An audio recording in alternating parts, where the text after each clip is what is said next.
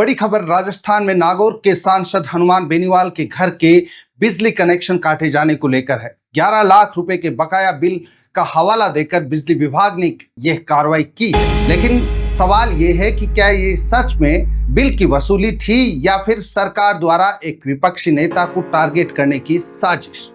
आइए इस पूरे मामले की पड़ताल करते हैं और देखते हैं।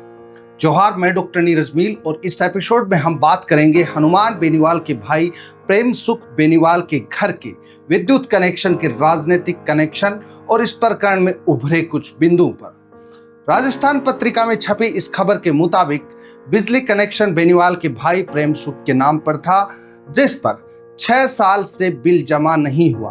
विभाग ने 6 नोटिस भेजे लेकिन कोई भुगतान नहीं हुआ। अब बड़ा सवाल पत्रकारिता पर है। जब घर एवं विद्युत कनेक्शन प्रेम सुख बेनीवाल के नाम पर है और हेडिंग में लिखा है सांसद बेनीवाल के आवास का बिजली कनेक्शन कटा। अब आप ही तय कीजिए कि क्या इस अखबार की कोई भी खबर एतबार करने योग्य यानी कि विश्वास करने योग्य है या नहीं है। बहरहाल 5-6 लोगों के सदस्यों वाले परिवार में 6 साल में 11 लाख रुपए का बिजली का बिल कैसे आ सकता है।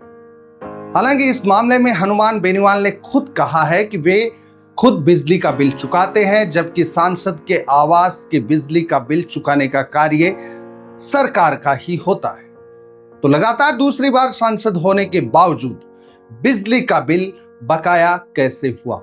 मामले में बेनीवाल ने पत्रकार के एक सवाल का जवाब देते हुए खुद कहा है कि जिला कलेक्टर एवं बिजली विभाग के सीएमडी के पास मुख्यमंत्री भजनलाल शर्मा का फोन आया है कि बेनीवाल का बिजली का कनेक्शन काटा जाए और दूर से ही सही लेकिन किसी भी पोल से तार हटाते हुए बेनीवाल का घर दिखाते हुए वीडियो भेजनी है। इतना ही नहीं, हनुमान बेनीवाल ने तो यहां तक कह दिया कि सांसद के 6 साल के कार्यकाल में मैंने सरकार से 1 रुपए की सुविधा खर्च के नाम पर नहीं ली है, जबकि एक सांसद को सुविधा हर प्रकार से मिलती है और उसका खर्चा भी मिलता है। उन्होंने आगे ये भी कहा कि उन्होंने अभी तक 1 रुपए मेडिकल सुविधा के नाम पर नहीं उठाया है, चाहे वह सांसद रहे हो या विधायक रहे।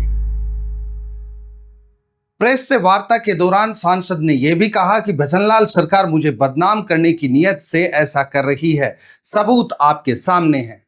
उन्होंने यह भी कहा कि मैं खुला चैलेंज देता हूं कि अगर मेरे से इतनी ही दुश्मनी है तो ये सरकार मेरा एनकाउंटर क्यों नहीं करवा देती। यहाँ एक बड़ा सवाल यह भी उठता है कि क्या वाकई सरकार फर्जी एनकाउंटर करवाने की क्षमता रखती है। यह सवाल इसलिए भी महत्वपूर्ण है क्योंकि एक सांसद ने बात कही है और सांसद को अंदरूनी जानकारी होना लाजमी होता है। ऐसे में एक बात निकलकर सामने ये भी आती है कि अब तक एनकाउंटर के नाम पर जितनी भी मौतें हुई हैं, जिनको मौत के घाट उतारा गया है, क्या वह जायज हैं या सरकार का एक औजार। इस सवाल के बाद एक सवाल आपके मन में उठना लाजमी है कि फिर अब तक जितने एनकाउंटर हुए हैं क्या वो सारे जायज थे। इस बात का फैसला कौन करे, क्योंकि अगर ये सरकारी औजार है, हथियार है, तो एक बहुत बड़ी गंभीर बात भी है। अगर एनकाउंटर सरकारी हथियार के रूप में सरकार द्वारा काम में लिया जाता है तो ये एक बड़ा सवाल फिर पुलिस के अस्तित्व पर भी खड़ा करता है।